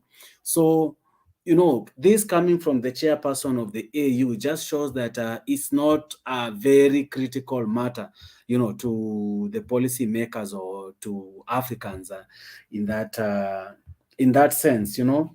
And just going a bit further than that, the AU spokesperson actually termed the accusations as baseless. You know, so you see a contradiction between American concerns when it comes to Huawei and African policymakers and leaders when it comes to the same to the same issue, and it is the same thing that happened in Kenya when this debate started. Like, so what is going to happen to Huawei now that the US is calling on African countries to sideline Huawei? And it generated some debate in the media, in the social media, and amongst some ICT experts. And I think for me, what came out clearly is that you know, we are not buying the American story. It is not selling here. And just to quote, a local editorial actually captured the mood in the country, and it specifically urged the communications regulator in Kenya, the Communications Authority of Kenya, to ascertain that local telecom companies do not get sucked into what they call fake security scare. So you can see how this issue is being translated into the continent versus how it is being presented from an American side when it comes to security concerns on this side. So it's not a matter of critical concern here. But then in the Kenyan context, you know, just looking at why this is happening, you know, for me, I feel like, you know, Huawei has become a key actor in the Kenyan technological drive and in the tech sector, and it has invested heavily in this sector, particularly in, you know, if you look at the country's tech plans, you know, long-term and short-term plans, you know, 5G drive and things like that, you know, this is an area where the country has heavily invested, and it will take a lot of political costs just to do away with that. You know, it's not just something that you will pick from a policy position of another country and decide, okay, this is the direction we are taking. It is not as easy as that. And then some of the reasons are issues to do with how Kenya has positioned itself as a, you know, East African regional and continental hub, you know, digital hub in the continent, and they'll want to take advantage of the opportunities around just to get ahead of the others when it comes into, you know, technological advancements and, you know, the opportunities that come with these incentives. And the fact is, most of these incentives are coming from China rather than the US. And this is not to say that American ICT companies are not here, but if you look at the investments and the kind of collaboration that is going on and the work that is going here, I think it is not feasible to do away with Huawei at this point in time. And some of the examples include you know, some key projects, implementation of our national digital economy projects, you know, our national cloud data center, a smart ICT network, a safe city project, you know, a smart traffic solution, and a cloud center for government enterprise. And, you know, all these come under the bigger project that is our Konza Technological City. It has its challenges. It's behind schedule, but if you look at the plan, it promises a lot of incentives in terms of ICT development in the country. And these have been received well by both policymakers and the public, and they are playing a critical role in Kenya's social economic activities, which are very critical. You know, government services have improved under Huawei. Now we enjoy the e-government platform where you don't have to walk into a government office.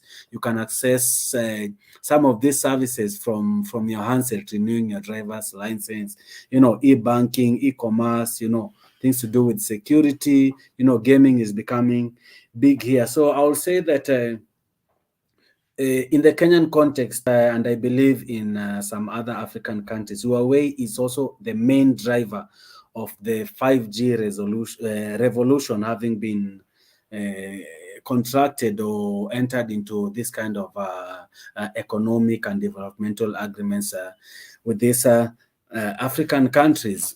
So, you know, I won't emphasize the projects so much, but then, you know, the opinion in both the public and private sector is that Huawei is indispensable at the moment. So it is not feasible to do away with Huawei at the moment. And, you know, these have been emphasized by the major technological actors in the country. The government itself, our ICT minister came out publicly to say that,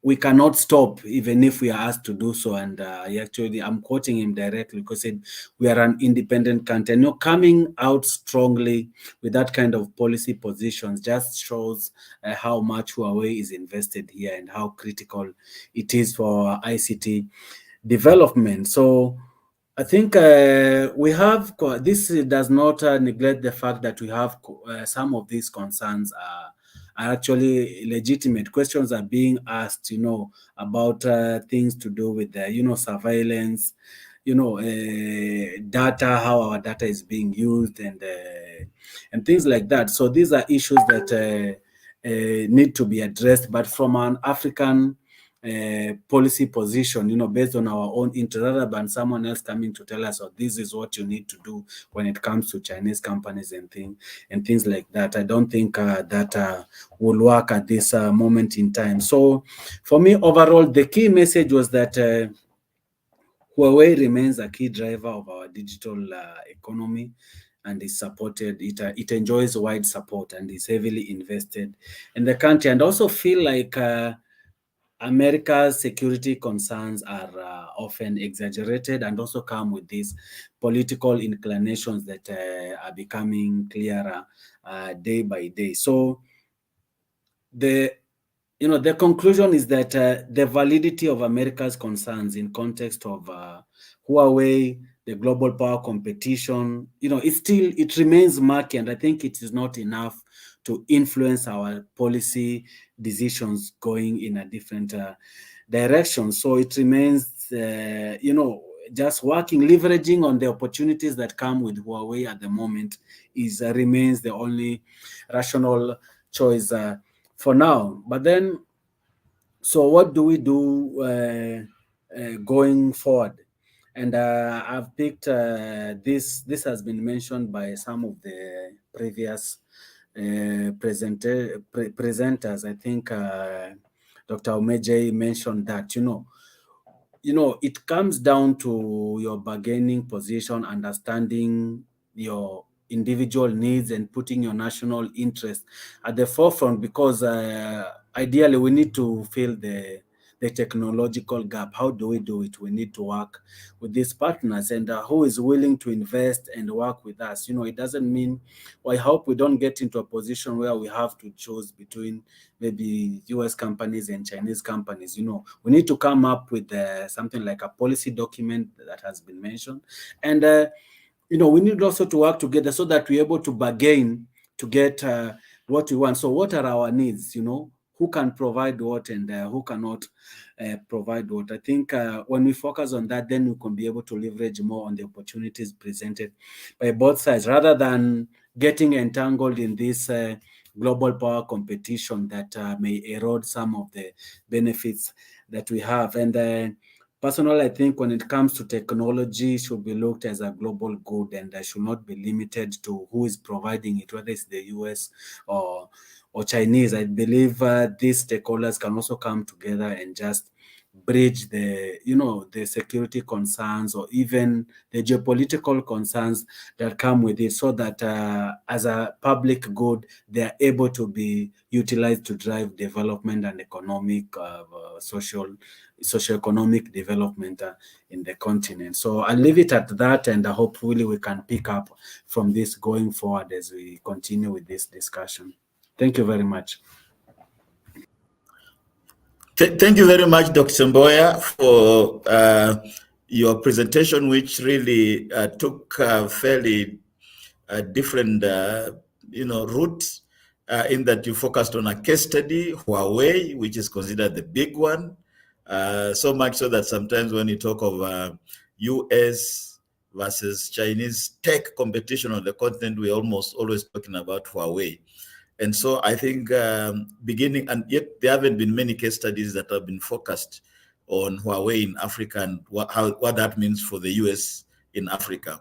So I think this kind of case studies help for us to drill down to a particular specific actor so that we can then get more nuanced details of it. And again, you focused on one specific country, Kenya, and I think that is encouraging. But also, I think we will, going forward, encourage case studies in various other African countries, given the fact that various African countries operate different political systems, are at different levels of economic development, and so forth.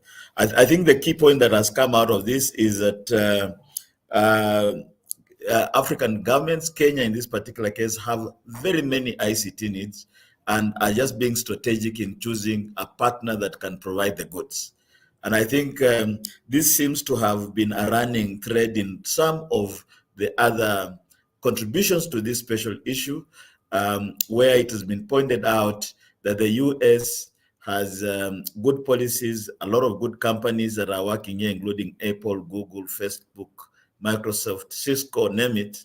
But when it comes to building large infrastructural projects, the US is not quite heavily involved, and that through companies such as Huawei, the Chinese are actually providing a very crucial infrastructure without which Africa will not see development. And I think you've ended on the point of almost suggesting that there's some defiance on the part of African countries when it comes to being asked to choose between the US and China. The sense that they'll have the sovereignty and the free will to choose whom to work with rather than being dictated to. I think it's become a huge political issue, tending towards African agency, another theory that from the political science and social science more broadly, that can actually be co-opted into discussions on ICTs. At this point in time, we are now ready to move into the interesting session where we can interact with our listeners. We would like to have the participants post as many questions as they can, but I think we already have a good number of questions here already. So my role now is to transition from the presentations to asking colleagues to respond to the questions that are up here. I think we do now have the whole gallery so that we can be able to see who actually. The first question that has been pointed out, and I think apologies from Emeka Umejei, who has had to leave. But the first question that comes through is, and I think I'll ask any of the panelists to respond to this because it's a general question. And this question is, how do we measure digital economy? In fact, let me give it to Dennis Matanda, who had actually posted a couple of, it seems like, digital economy is so ephemeral, so slippery. It happens in places in the cloud sometimes. So how do you measure that? I think that's the question. Welcome, Dennis. I would like to thank you so much for just the opportunity to be part of this. So let me keep my response very short. The best place to measure or to get information on how to measure the digital economy is the International Monetary Fund. It will provide you with in-depth information. The World Bank will provide you with in-depth information.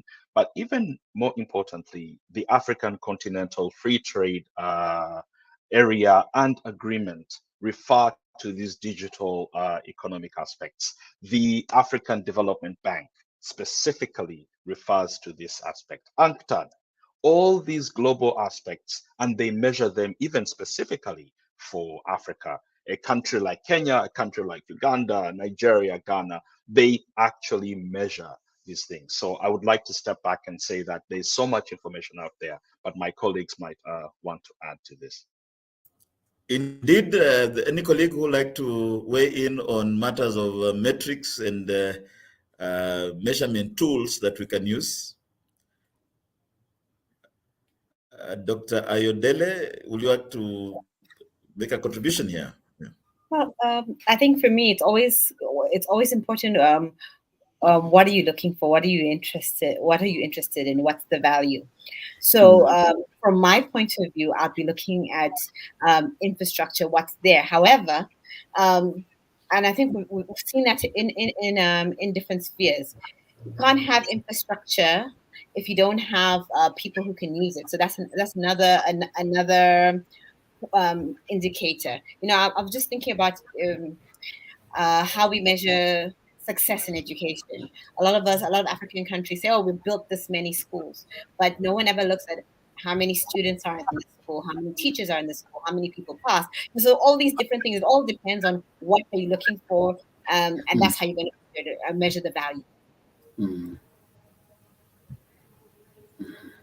Thank you very much. Cliff, do you want to add anything?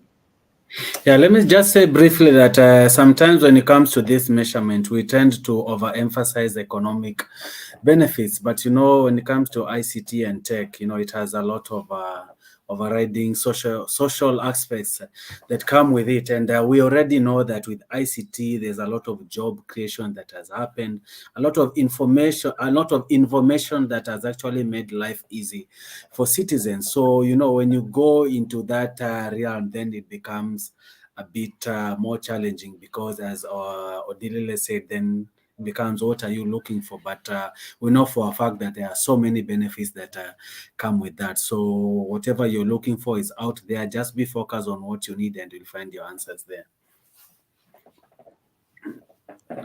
Toby, do you want to also weigh in? I can see being a social scientist, if you Yes, you might want to. Yes, okay, proceed. Yes, for me, it's actually an interesting question. How do we measure the digital economy? And something that actually crop up on my mind is in Ghana recently, there is this, what is being referred to as the e-levies, where you transfer money, using online payment, you have to pay certain tax. So, and that leads me to say, what kind of digital, what component, what aspect of the digital economy are you trying to measure? If, for instance, you're trying to measure the exchange of money like I just described, you can actually, in fact, the explanation of how it works, how the e-levy works, was made by the Ghana Revenue Service. And I was interested when Dennis talked about reaching out to the IMF, and that is also to paint a picture of how complicated, the digital economy is. But I'll just rest my case there that it depends on what component of the economy that you're actually trying to measure.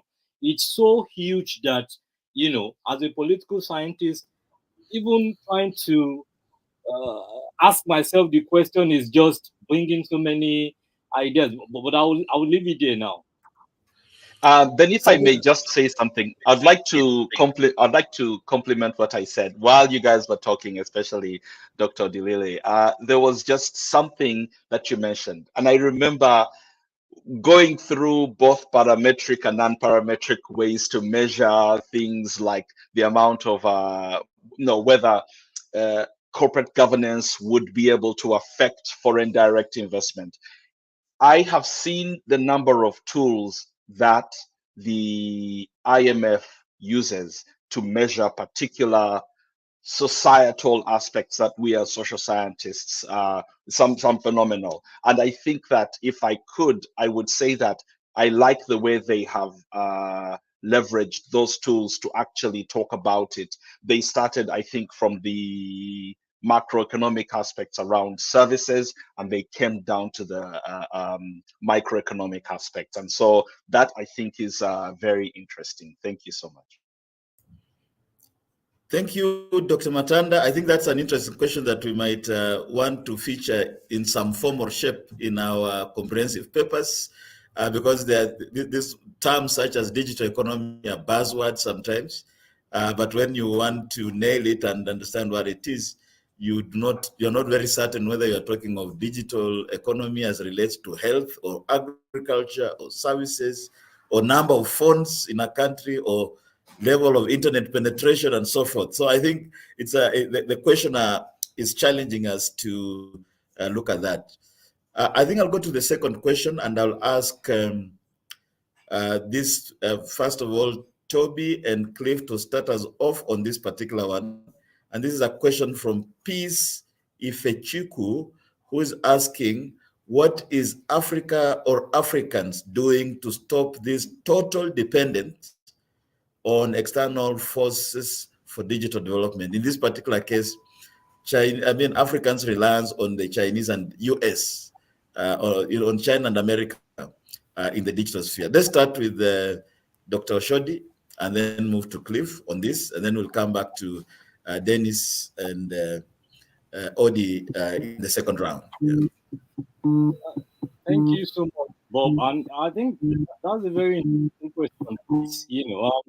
I think if we have the answer to that, a straightforward answer to that question, I think we probably would have won a jackpot by the end of this webinar series. But you see, it's actually a challenge, not only in terms of Africa's dependence on the US or China in terms of this digital, its digital dependence, so to say, but broadly, Africa depends on many of these external actors for development finance. Why, for instance, will African countries, need to go plead with the IMF or whatever? Take, for instance, Ghana. As we speak today, Ghana is having a conversation with the IMF. This is a country that is resource rich, not only in terms of oil, but in terms of gold. So it's a complex question that, and you want to ask yourself that if Africa has the manpower, and I think one of the questions actually talked about that. If Africa has the manpower, why are we not having, the development of this strong brand, African brand, that can challenge the Huawei's of this world, the Apples of this world? Why is it not happening? So it's the same development question that actually relates to what you've asked, And if you indirectly, I'm also answering, a question that may come. If you look at the town-gown interaction, which is you have universities that are meant to be involved in the R&Ds, the university should develop the technology that will run society. What is the level of connection between the university, the African university, and the African society or economy? And I suspect that peace is actually coming from Nigeria. Now, in Nigeria, as we speak, the public universities are on strike. So the public universities that are expected to generate the knowledge, the technological know-how, to share it with the society is currently logged. So there are so many dimensions of why we have this dependence. Then there's no way you can talk about that without talking about the leadership. When we talk about China together, they are the leadership. Whether it is the leader that said, okay, let us close up, focus on ourselves. At the end of the day, China has transformed, its own society, removing millions of people out of poverty. Why is it that we've not really been, on a large scale, had that kind of leadership? Yes, some African countries have actually, they have leaders that have actually positively impacted on their society and the economy of the, they've reduced. In fact, when people talk about South Africa, sometimes when I discuss with my students, they discuss South Africa as if South Africa is outside of the African continent. Although South Africa is confronted by its own, fundamental challenges. But when you have a society that has actually managed to do the basics, yes, it's having its own electric problems, power generation, but to provide power to an extent, not now that they're having their challenges. But you have a bigger giant, the African giant, that is grappling with producing power, to generate power. So when you have that kind of difficult context, it becomes difficult for the African, engineers, developers to compete with some of their colleagues in China, in the US. I'll just stop and allow other colleagues to respond to your quite interesting question. Certainly, Cliff, I think you can go, then we'll come to Yeah. Dennis and yeah, sure. I think after Toby's explanation, I don't know if there's much to add, but the first thing that came to my mind when you posed that question, my mind went straight into the dependency theory that has been there for a long time. And if you look at the dependency theory, it's not a fact, but and these theories are based on something. So, it's a debate that is ongoing. It has never been concluded. So you cannot be able to answer that question. It says actually development and technology and all these things. It flows from the core to the periphery. So how do we move from the periphery to the core? And looking at it from Chinese perspective, yes, they have been able to transform their society, and they're actually competing with countries that were at the core. So how were they able to do it? It's also another difficult question. Was it just luck? Was it their wit? So it's a very complicated question. But then there's hope that if another country was able to do it, then it brings us to the position where maybe it is possible. We are not stuck. We are not stuck here. So I think we need to just it's difficult to say whether why that is happening and how we can change it. But I think there are a lot of initiatives that are being put in place. African countries are emphasizing technological transfer, African, like a homegrown innovation, things like. But it's a very complicated matter that you cannot answer directly in one sentence. Yeah. Back to you, Bob. I think we are technologically challenged, even as we discuss matters digital. And the same question to Odi and Dennis very quickly, then we can move to the last two questions and then move towards closure, starting with Dr. Ayodele and then to Dr. Matanda. Right. Thank you very much. The question, I must admit, because I've heard this in different venues or platforms, it actually kind of makes me a little bit sensitive for the fact that the US, Japan, the EU, everyone developed with assistance. Nobody got there by themselves. So the whole idea that Africans shouldn't have any kind of dependency, when along the curve we're actually still behind for a myriad of reasons, it just makes me very uncomfortable. However, on our own side, it's very important for African countries to get the basics right. Basics is electricity. You're not going to have any kind of proper innovation without electricity. You have to have a good regulatory environment and policy environment, and you have to have good basic education. Our education, our literacy levels are still way below where they should be. You cannot. It's pointless having the intelligence if you don't have the skills to actually make that intelligence do something active, right? And ultimately, it comes down to vision. If you have a proper vision for your nation and for the continent, then you'll make sure that these things actually come into place so that we can move forward and not necessarily stay in a spot of dependency. Right. I think those are interesting comments, Dr. Matanda. I am going to side with Cliff here and say it sucks when somebody steals all your ideas. I don't know why Odi's she just basically covered it very, very brilliantly. And I just wanted to say it also makes me very happy that the things that I had actually wanted to say are actually covered comprehensively. And that's not a cop-out. So let me just finish. On top of there being nothing wrong with depending on other people, I think it's very important for us to remember that African countries, regional economic communities have over the past 50, 60 years invested in significant infrastructure, investment bank infrastructure. Our regional economic communities have development finance institutions. The African Development Bank is a borrower-led financial institution. The Trade and Development Bank, the Afrexim Bank, the South African Development Bank, all of these entities are available. So what matters now is channeling these entities. If you cannot actually find a viable investment in one country, put your money in the intermediaries.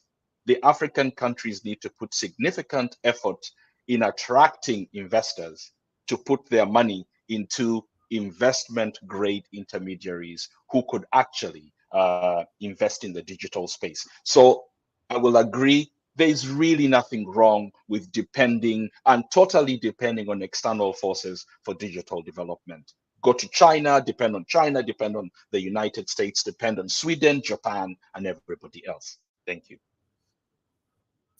Thank you, Dennis. I think if we had time, we'll have had Sparks fly here, because someone will have said, no, look, there's such a thing as African agency, and that we need to build our own, even as we depend on that. But, you know, I don't think we have the benefit of the luxury of time to depend on that. And but also, as you are speaking, I was reminded that most countries have actually depended. I mean, this is also a controversial statement, but I'll throw it in there, taking advantage of being moderator, to say it is said most countries have actually relied on the US, Latin America, Europeans, the Chinese themselves, the Japanese, in the digital sphere, that they have some one way or the other dependent on the US and so forth. I wonder if this suggests that the US has a head start, as Dr. Matanda was suggesting at some point, in some respects. But I think that is food for thought. But again, in the interest of time, we'll move to the second question, which seems to be in Dr. Oshodi's corner or sphere, which is, and I think Dr. Oshodi will try and make sense of this before we proceed to the last question. And this is, what is really the challenge? Because Africa has a diverse breed of academia. Is it innovation and creative challenge? What is the barrier? I think this question, was based on your presentation. It looks like the questioner is asking why we are at low level of ICT uptake and so forth. Is it that, we have less children of a lesser God in terms of intellectual capacity or something? Right.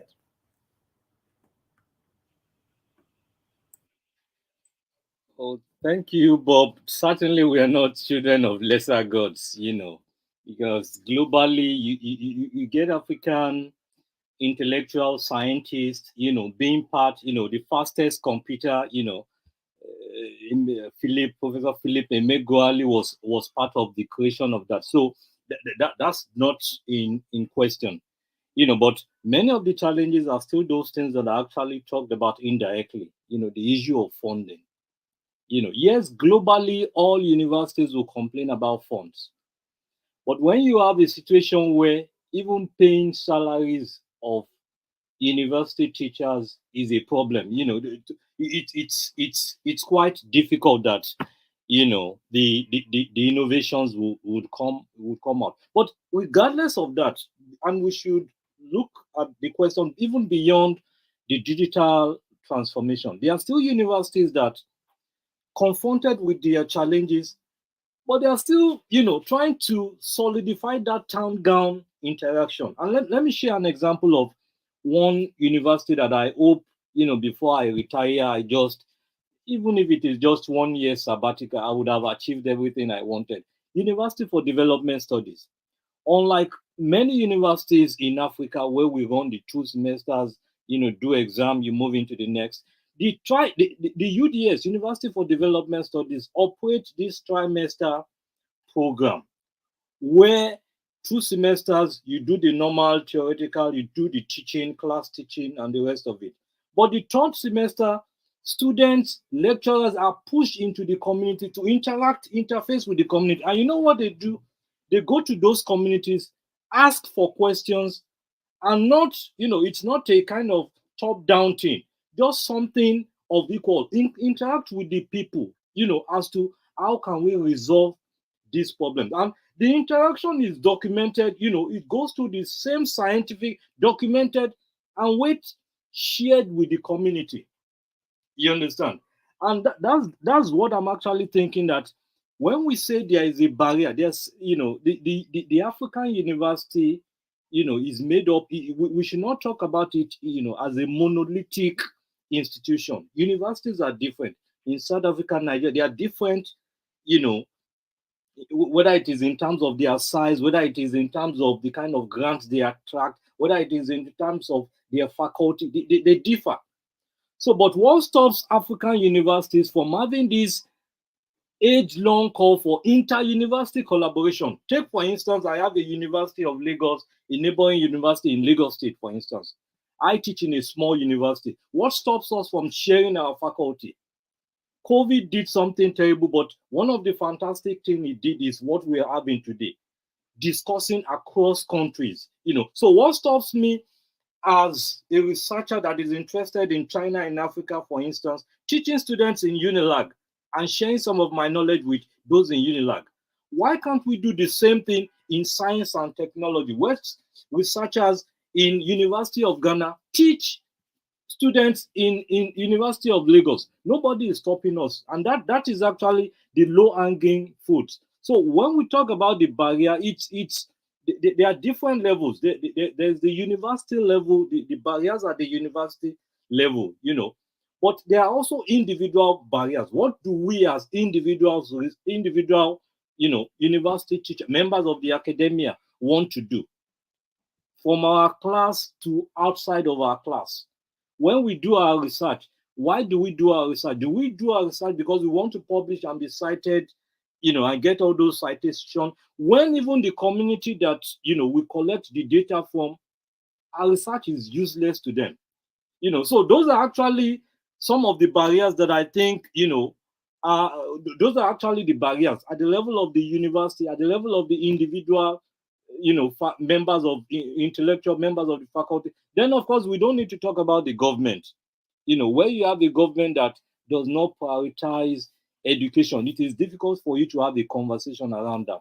Where a government does not, see the reason to invest in education, when it is known in the literature that there is a connection between education and development, it is no longer a debate. That is old school. But yet we still have a situation where you still need to explain painfully to some African leaders that, you need to invest in education. It's a difficult conversation, but those are some of the barriers.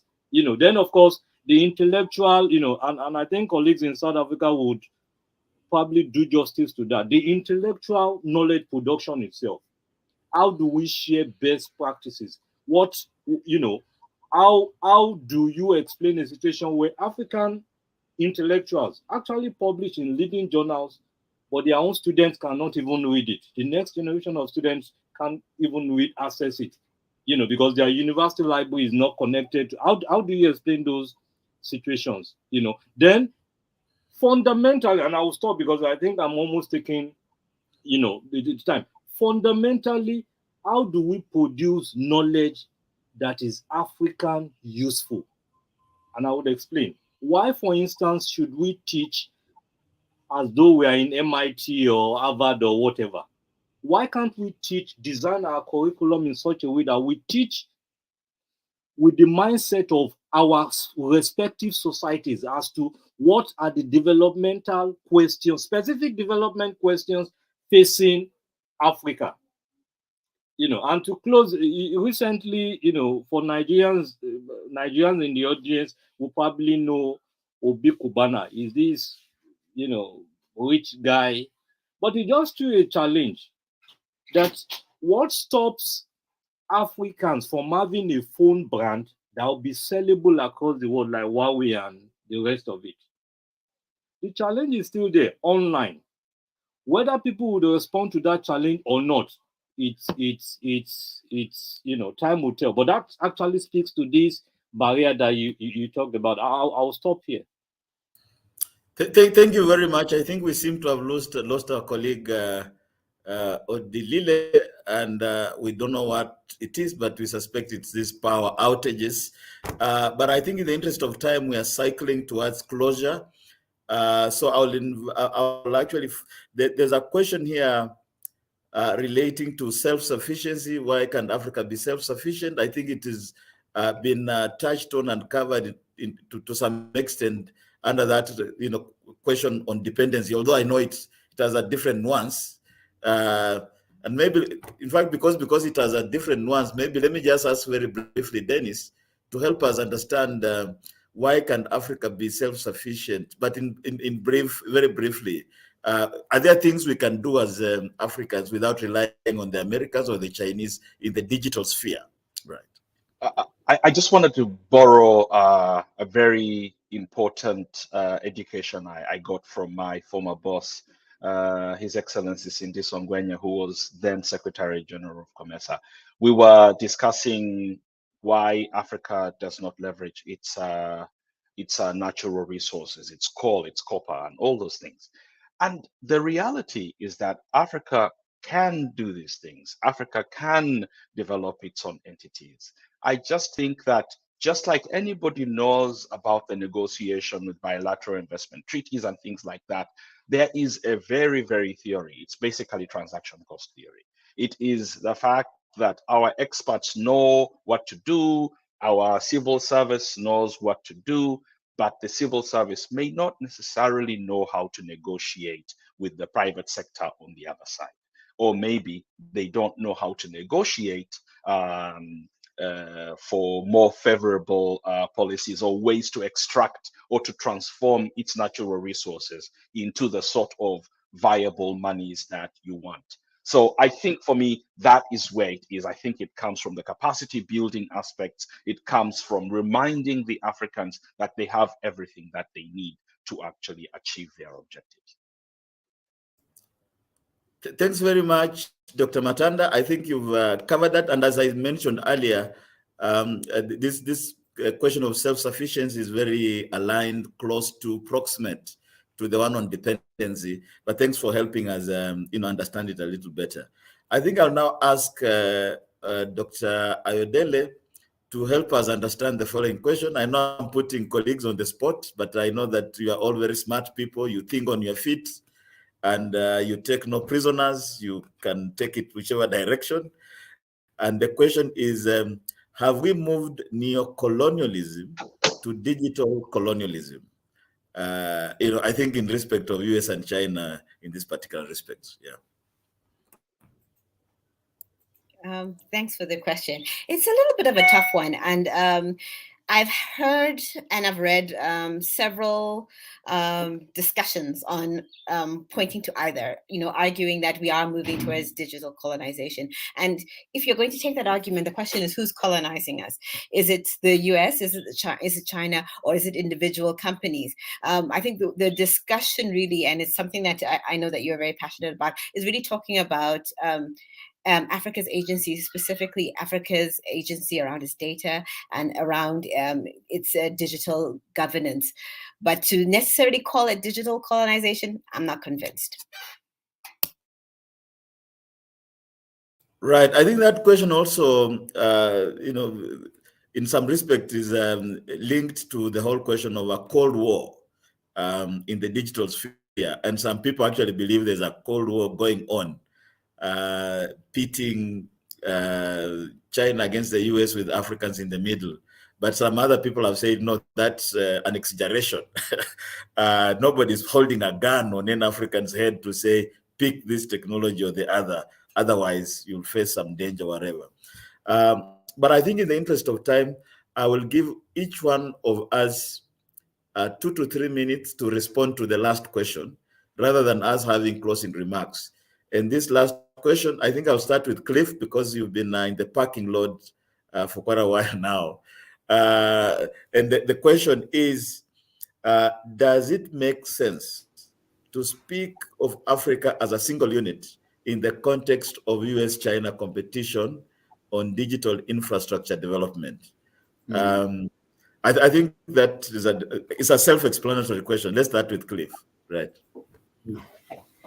I think it makes a lot of sense, because for us to engage with the global powers, particularly in the context of a big power competition, US, China, Europe, and even the middle powers, then we understand that essentially it's a game of numbers. pooling of resources, competitive advantage, negotiating power. So you look at all these things, you need all the competitive advantages you can get, whether it's in the numbers, whether it's in terms of your interest and just where you sit on the table. And that has been lacking in the continent for a while. I don't know why when you speak about Africa, people tend to say we are so divided, we have different development paths. China is a very big country, so many ethnic communities, cultures, tribes, and all those things. But then you are able to rally around an idea and push it forward and able to get some advantages. So it makes a lot of sense. And this is something that is doable. Now we are talking about after, regional organizations, regional trade, regional infrastructure. These are the things we need to gain a competitive advantage when it comes to negotiations for the kind of deals from the get, because some of these Western countries are very small countries, but because they are able to speak with one voice and come up with clearly placed policy positions on some of these, it becomes very easy for them. So I think it is very possible, and a lot of initiatives are in place. We just need to focus more on that and avoid a lot of these things. We focus on so many things that divide us rather than things that unite us. And I think we're on the right track. We just need to concentrate our efforts, and most of these things I believe are achievable, and we should be able to achieve them anytime from now. Thanks, Cliff. I think your contribution or intervention there starts to look like a colleague called Sean, who started out a newspaper called Africa is a Continent. Africa is a country, rather. A play on is Africa a country or a continent? But I think let's listen to Dr. Ayodele on your perspective on the same question. Regional, continental, vis-a-vis country level issues here. All right.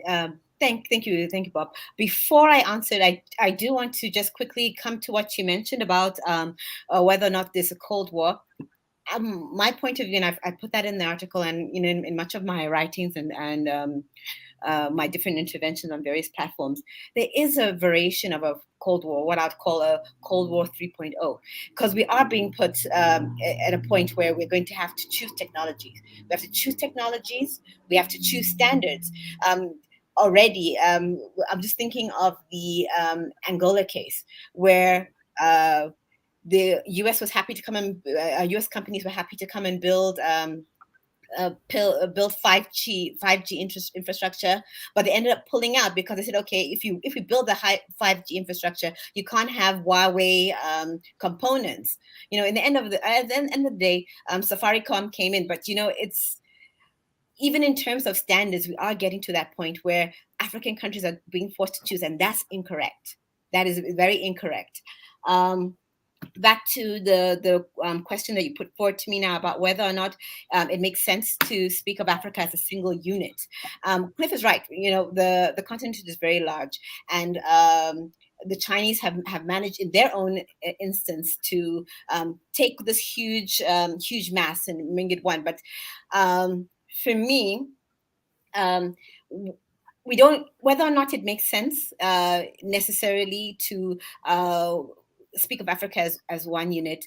Everybody else speaks of Africa as one unit, and we have absolutely no choice. And we actually don't even have the funds to say we're going to work outside of working as a collective. We have there's strength in collective agency, and yeah, I think I'll leave it there.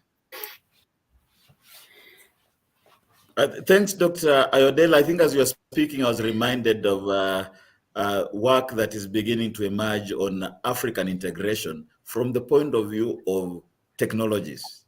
And I think, as you're saying again, I think the Chinese have been actually agile in connecting, I think through the digital Silk Road, for example, connecting, countries continentally. So there's a continental perspective to that. Building towers that speak to regions, and I think fitting in fact, in the recent, the 2020 African Union ICT strategy does mention connectivity across the continent. And so there's that perspective. But at the same time, there are always sovereignty issues when some things rise in the digital sphere, when countries will say, hey, look, wait a moment. When it comes, I think there's a colleague here who was talking about regulations. Emeka, I think he left. When it comes to regulations, Uganda might want to have its own, Tanzania its own, and so forth. So there's that nuance. But let's listen to Oshodi and then conclude with Matanda, and we'll be good to close today's session. Yes, I think I would agree with Cliff and Odie, to the extent that there is strength in numbers. If you're playing with the continent's number versus China, yes, you can have a more near equal conversation. But I think the questioner may also be, looking at a different dimension of what we've been saying. To say, for instance, Nigeria-China relations is not exactly the same thing as Benin-China relations. Looking at it from a different point of view, China or Huawei in Unilag is not exactly the same thing in Huawei in Etswaini or any of those small universities. So probably what he was trying to say is that, because if you look at Africa-China relations too, there are certain countries that have always been at the top. Whether you talk about South Africa, Angola, Nigeria, Egypt, there are certain countries that are actually having the landmark deals, relations. It's not, it's actually, a continental. And I think the questioner was also looking at the differences, the complexities in what we refer to as Africa. Are you talking about in terms of size? Are you talking in terms of the kind of government they have? Are you talking in terms of even the relationship they have with China itself? You look at a country like Nigeria that has been, respected the one China policy since 1970s. Or you look at a country like Senegal that has actually reversed its respect for that policy a few times. So if the questioner is actually looking at it from that point of view of, okay, there are different contexts within the respective African countries, then it may not really make sense to talk about that monolithic one size fits all. Africa, China. No, it won't work, because they are actually different contexts. But when we talk about it in terms of negotiation, having that regulatory framework that Dr. Emeka talks about, then we need that African unity to be, to be able to even negotiate. China understands this business.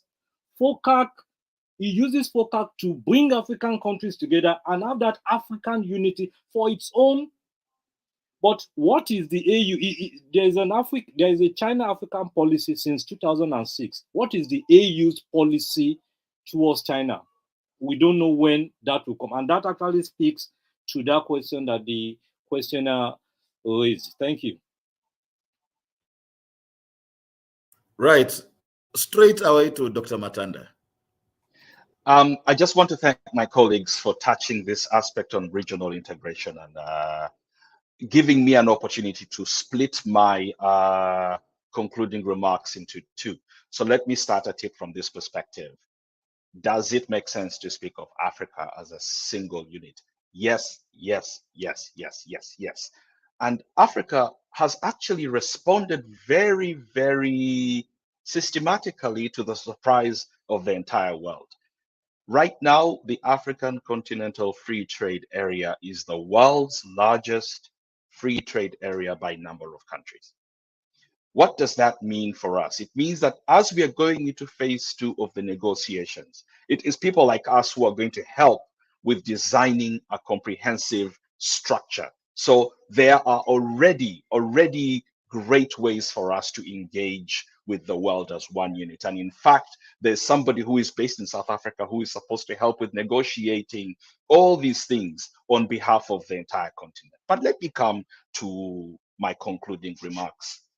What is the existential threat to Africa? The existential threat to Africa is things like climate change, things like the not being able to successfully prepare itself for the fourth industrial revolution. Let's come at it from the perspective of, does China pose an existential threat to the United States? Again, why should the United States really worry about China? It's actually from the perspective that it is the internal divisions in the United States, the Republicans versus the Democrats in Congress, the media, Fox News versus CNN and CBS and all those things, that actually create the sort of divisions that threaten the essence. It takes me back to the 1838 quote from President Lincoln. I'll ultimately say that for me, if we are going to speak about Africa as a unit, it is going to be the most effective way for Africa to negotiate. This is why the African Union is so important. This is why the AFCFTA is very important. This is why the African Development Bank is of absolute importance. This is why the regional economic communities and their financial institutions are very important, because at each of these levels, they bring Africa together. Thank you. Thank you very much, Dr. Matanda. Thank you very much, colleagues. We are winding now to the end, and we'll be closing in a minute or two or a couple of seconds. But in my closing, I'd like to just say to our participants in today's virtual meeting that the issue of China versus the US, a battle in Africa's digital sphere, the issue is out there. You can access it via Good Governance Africa. And also to mention that this is part of a multifaceted project. The authors on the call today, plus colleagues that I'll mention shortly, are now going into phase 2, which is to develop longer pieces, comprehensive pieces that are properly cited and that report and make new contributions to this field from an African perspective. I think we want to particularly emphasize that we want to think for ourselves as Africans and provide perspectives that African. But while saying that, that does not mean that we are saying we are railroading or directing the authors to take a position, whether Chinese or American. We operate with absolute academic freedom. And as you can see in the issue, in fact, some colleagues seem to tend towards saying, no, look, China is not too bad after all. Others seem to say, no, look, the Chinese, you have to be extremely careful, and likewise for the US. I think we can't end this virtual meeting without mentioning colleagues that contributed to this, some of whom might be the audience: Mandira Bagwandin, Gideon Chitanga, Adio Dinika, Amodani Gariba, Gregory Gondwe, Ronak Gobaldas, Admire Mare, Amkelani Masilele, Prince Mudao, Victor Ndula, and Baso Zenze, and Tyler Venske all contributed to this issue, bringing us to 16 articles and a book chapter. And we must say thank you very much to the contributors. Thanks to our participants. And we look forward to having a further conversation on this very important topic. And we can continue the conversation via email, via social media, and other means. And thank you very much. Such a pleasure. Plato said, "Who will guard the guardians? Who are our guardians? Do they care about us? Are they accountable for their actions, or are they above the law? Who elects these guardians? Us? Them? Someone else? And if they guard us, who will guard them? Who will guard the guardians? The Malin Guardian, if you really want to know."